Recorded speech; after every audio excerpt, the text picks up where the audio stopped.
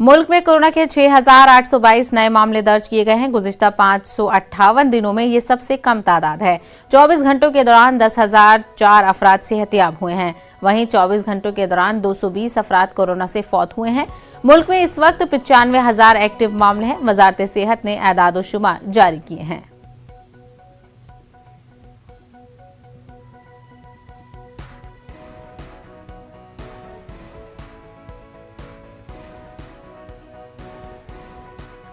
आंध्र प्रदेश के 11वीं पीआरसी को फौरी तौर पर नाफिज करने का मुतालबा करते हुए आज से मुलाजमीन एहतजाज पर जा रहे हैं। मुख्तलिफ महकमों के मुलाजमीन काले बैचों के साथ ड्यूटी पर हाजिर रहेंगे। पहले ही मुलाजमीन ने सीएस को 1 दिसंबर को 1 माह का एहतजाजी नोटिस दिया था।